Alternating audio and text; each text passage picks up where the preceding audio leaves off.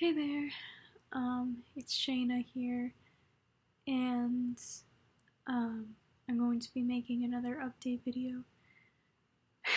I guess that this is the first video that you guys will get to see when I'm actually really depressed, not in a good state, so this will definitely be interesting next to all the other videos that I'm going to make, past, present, future, and we'll see my actual progress, see if I'm having more good days than bad, etc.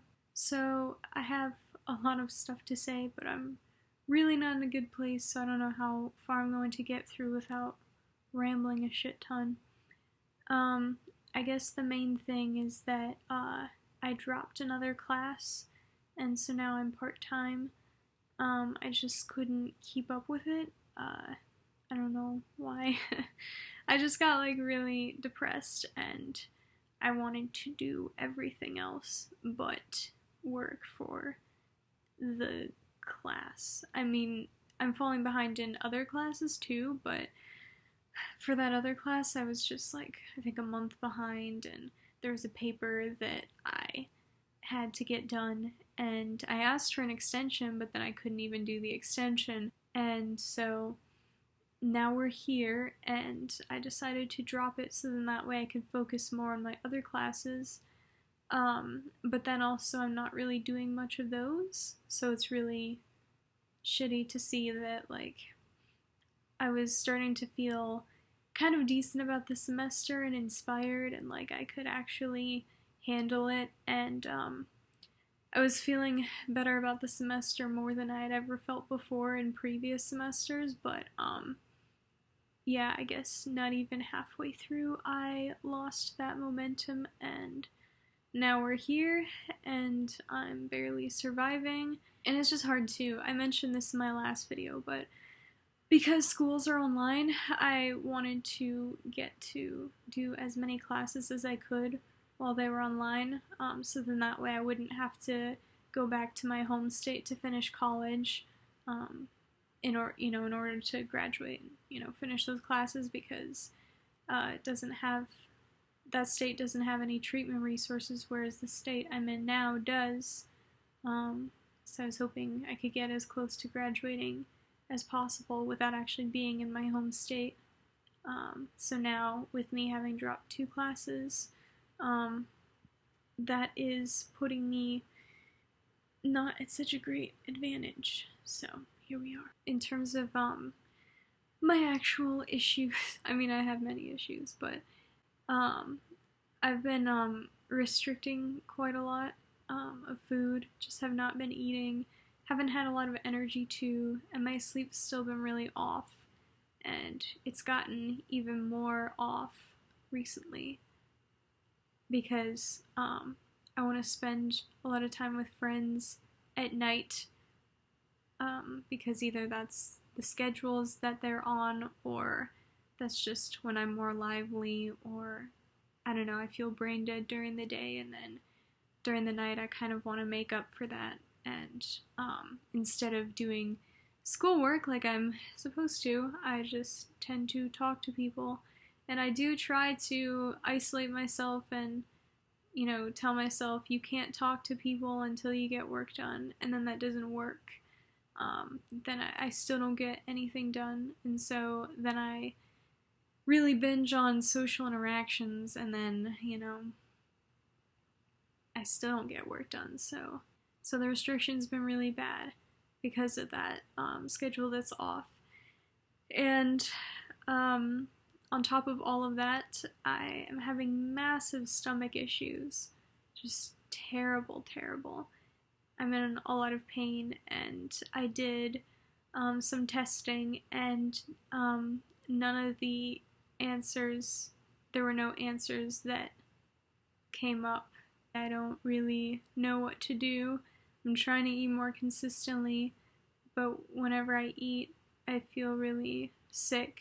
But then if I think at least if I don't eat and then I start eating normally, then that also aggravates the stomach issues. Basically, there's no winning, and yeah, they can't find out any answers. something that's been a huge problem recently is interpersonal stuff because, I mean, I haven't been talking to a certain friend, and I don't really know if I'm going to be able to talk to them again because they did something that really hurt me, and um, I can't figure out how to rectify that because they didn't mean to, but also I feel like they're not really taking responsibility for what they did, and I don't really know how to make them take responsibility, and I don't even know if they care enough, so it's one of those things where it's at a standstill.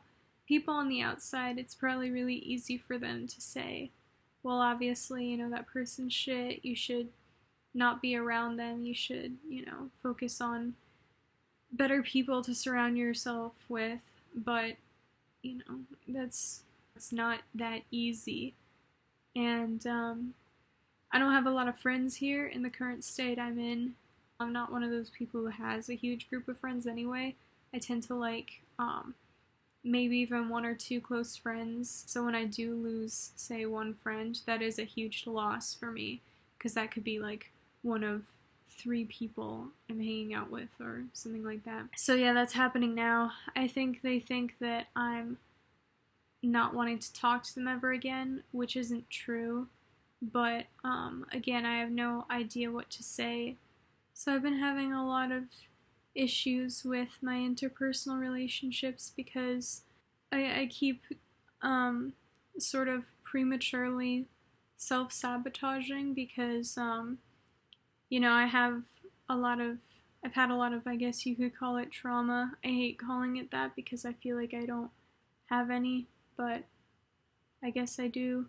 My friends will say things like, I know that you've had shitty people in the past who did bad things to you, but that's never gonna be me. I'm not gonna do that to you. And I hate saying it to them, but, I'll say, like, I'm glad that you feel like you're not going to or that you're gonna actively try not to, but that's not gonna make me believe you because everyone else who has done those things to me, whether it's abandon me or violate me or whatever, they've all said that they're not going to. If you hear over and over and over again people saying, I'm not going to hurt you, I'm not going to hurt you, and then everyone does, why are you suddenly gonna think this person's different? You get sick of it eventually, you get fatigued, and so I'm fatigued. But instead of really focusing on that and understanding that a lot of people who are friends with me now are more so focusing on how it hurts them and how it's not fair to them. And I understand that I should be focusing on that too, but that's not really changing what's wrong with me. So I hate harping on what I talked about last time, which is the exes and how those two giant, or at least impactful breakups are still really following me because they both happened this year. And it's one thing for big events like that to happen when times are normal, but because we're sort of living in a unique period of isolation, having activities to sort of distract myself from that pain, there are limited opportunities for that. But one of my exes, he came back, he emailed me and basically said that he wanted me in his life and was reaching out for friendship, and it was just weird because I thought he was never going to want to talk to me again. But he did reach out, and I'm already going through this really tough time of trying to figure out how to survive school given how little I'm able to function and how I'm not able to sleep and how I'm having such a hard time eating and my stomach's been killing me. So combining that with my ex having reached back out, I can't deal with that, so I didn't respond. On one hand, I was thinking, wow, I never thought this was gonna happen. So I definitely will try to address this, whether I want to be friends with him or not. I'm not sure, it's not clear, but I can't think clearly when I'm having so many issues right now. But then he messaged me again. Well, he emailed me again. And he said, he wrote a longer message and said, please just let him know if I don't want to hear from him again or not. And then an unknown number texted me, and at first I didn't know who it was, but because of how paranoid it sounded, like the person sounded with, "Are you okay? Are you alive?" I kind of deduced that it was him. And then I got a few calls from that number, and he texted me from that same number and confirmed that it was him. It was who I thought it was, and asked me if I'm okay. And then he called me a few times as a private number, even though I blocked that number. And then he made a new email, emailing me twice, asking me, to talk to him. And then he sent me a letter and a book. Basically the same sort of thing, was he really misses me, and he wants me in his life. And I just feel really really unsafe, because it's, I know him, I know how things are with him, how he functions, but I guess I wasn't really expecting that it was going to go this extreme. My current friends are really upset seeing what he's doing to me, intended or not. They said, just say the word and we'll call him and say leave her alone, sort of thing. And on one hand, I don't want them to do that, because one, it feels bad putting the responsibility on someone else when it's sort of your issue. It's not fair. Why do I have to be the one to be the bigger person and reach out and say go away when someone's not leaving me alone, even though they were the ones who abandoned me, they're the ones who hurt me, and suddenly I have to be the one to get over it and respond to their messages at their beck and call and say, no, please stop bothering me. And, he's not getting the hint. He's saying, well, just email back or write back or text me back or whatever, saying that you're not dead. And it's one of those things where it's I don't want to be a cunt, but can you please just cope with your feelings yourself instead of me having to make you feel better? I'm not totally unfamiliar with people reaching back out to me, even when I thought they were never going to, or that they wouldn't for a long time. But I'm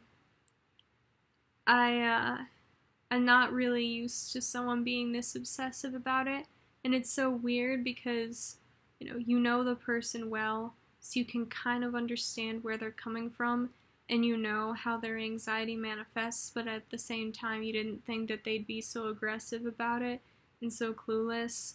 And I don't want to say anything because I feel like that's just going to open the gateways to conversation, and I don't want to, but I feel like a bad person for not, and I don't know what to do because I'll block, his numbers or email addresses, and then he'll just keep making new ones.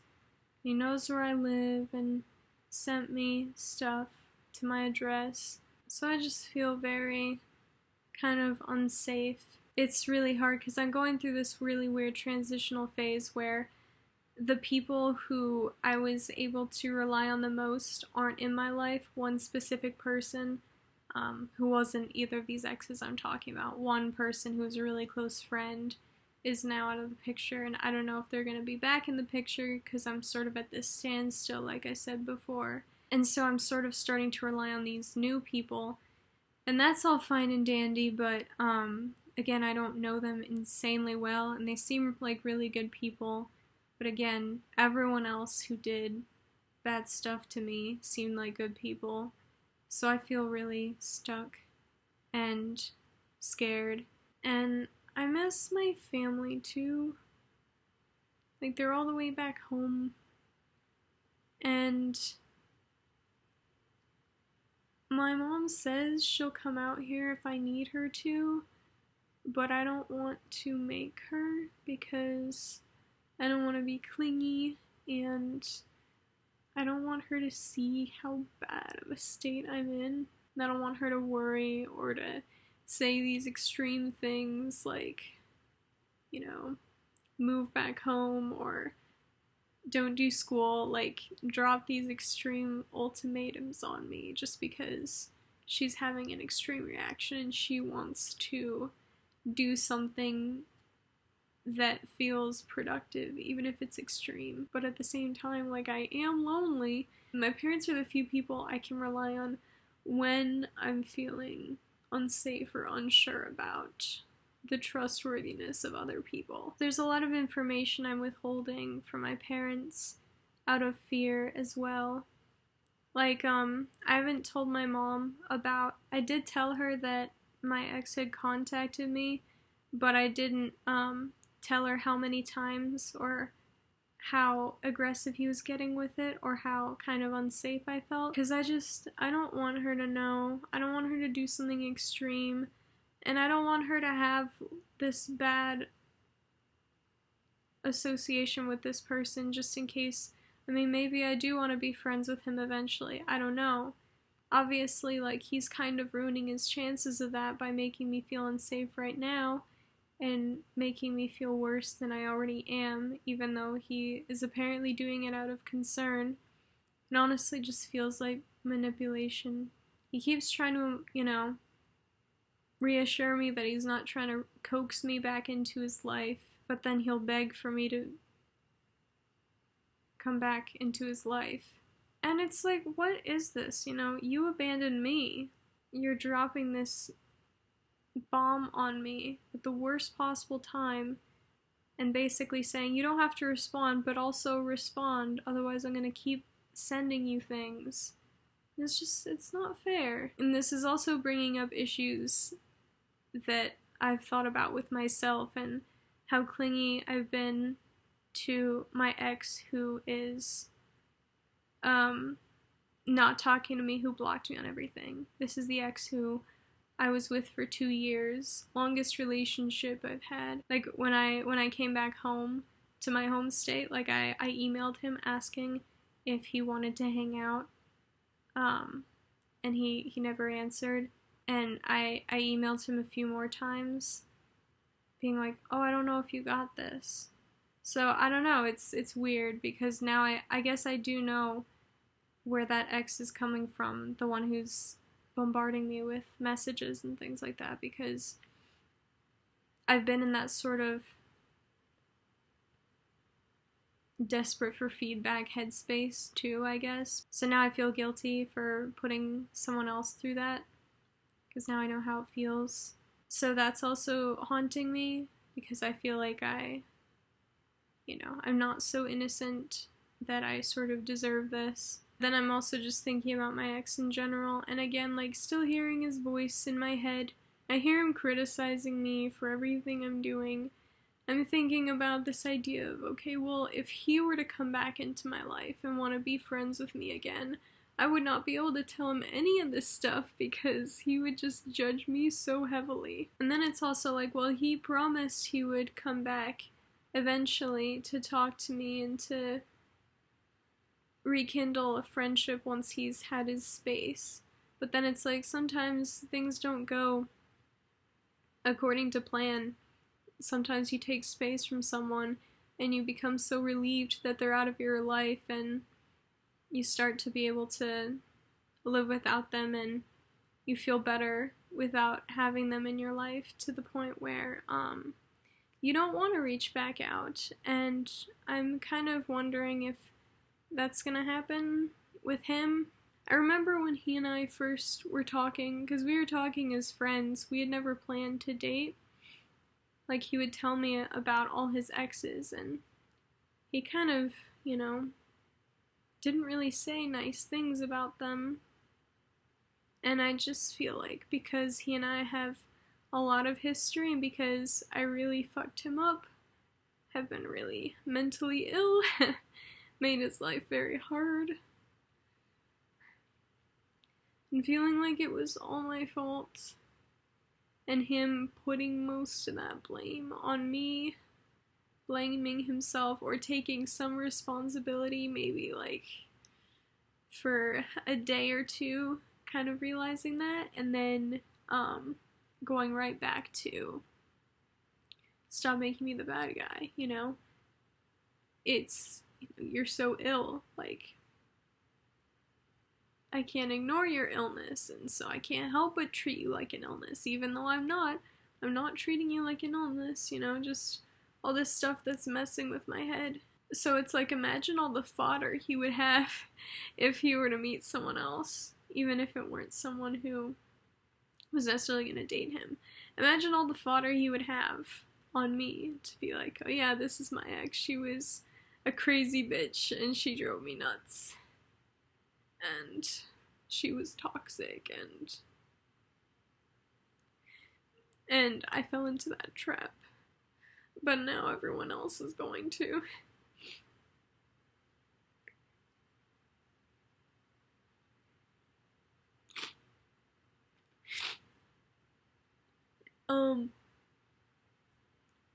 So I'm worried he's gonna say that, which is weird, because I'm never necessarily gonna hear that, but, because he would be saying it to someone else, so I might never hear him say that, but for some reason, that idea really bothers me, because it's really trivializing to everything we went through and just sort of pinning it all on me. But then I feel like that I'm giving myself too much credit by saying that he shares some responsibility too.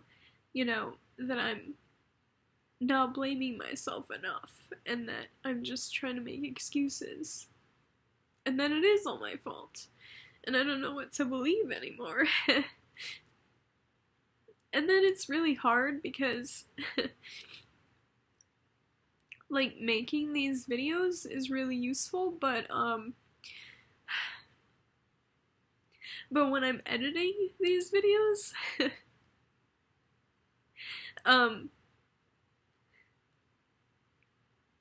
like, I'll see features in myself, like certain facial expressions or certain angles, and it'll remind me of things that my ex said he doesn't like about me. Like, I don't even want to say what the features are, but they're just certain features on my face, and he said that that I'm very cute, but I have a few things that aren't really aesthetically appealing, which he has a right to say and a right to feel, but it's just kind of hard because that haunts me all the time.